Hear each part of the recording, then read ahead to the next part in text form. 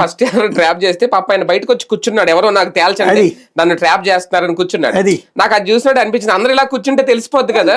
ఇప్పుడు ఇంత వ్యవహారాలు నడిపి ఇంత చాటింగ్లు చేసి అంతా ఫేక్ అని, లేదంటే ఇప్పుడు ఏ ఒకటి ఉంది సాకు మనకి పెట్టుకోవడానికి, అదని చెప్పి కంటే వాళ్ళు రోడ్ ఎక్కి కూర్చుని నన్ను ఎవరో ట్రాప్ చేస్తున్నారంటే అయిపోద్ది కదా. అసలు నేను చెప్పాను కదా, ఎదురు కంప్లైంట్ పెట్టి పట్టరావాలి కదా, అప్పుడు రెండోసారి ఎట్టండి ఏదో పని చేయడానికి భయపడతారు. అవును, ఇప్పుడు మొన్న ఈ గుంటూరు ఎమ్మెల్యే ఆయన షేక్ నజీర్ ఆయన మీద కూడా వచ్చింది అంతే కదా, ఓపెన్ గా వీడియోనే కదా, వీడియో వచ్చింది కదా, చెప్పింది అమ్మాయి బయటకు వచ్చినే మాట్లాడింది. అవును, ఇప్పుడు వచ్చేటప్పటికి ఇక్కడ సేమ్ వీటన్నిట్లు. అక్కడేమో కేవలం వీళ్ళు ప్రొవోక్ చేపిస్తేనా లేకపోతే అమ్మాయిలే ప్రొవోక్ చేసింది కనబడింది. అవును, కానీ వాళ్ళని కామాంధులు అన్నా వీళ్ళందరూనేమో ఇది.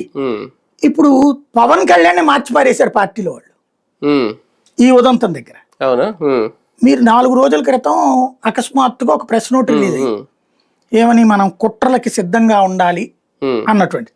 కొంతమంది పార్టీలో వ్యక్తిగతమైనటువంటి ప్రవర్తనలు, వ్యక్తిగత వ్యవహారాలు ఉంటాయి, అలాంటి వాటిని తీసుకొచ్చి మన మీద రుద్దుతుంటారు పార్టీ మీద, అట్లాంటి వాళ్ళ పట్ల అప్రమత్తంగా ఉండాలి అని పవన్ కళ్యాణ్ గారు తన ఎదురుగుండా కార్యకర్తల నాయకులతో చెప్పారు అని హరిప్రసాద్ గారి పేరు మీద ఒక ప్రెస్ నోట్ రిలీజ్ అయ్యింది.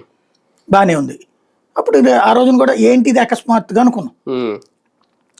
ఇప్పుడు కారణం ఇది, ఈ కేసు రాబోతుందని వాళ్ళకి ముందే తెలుసు.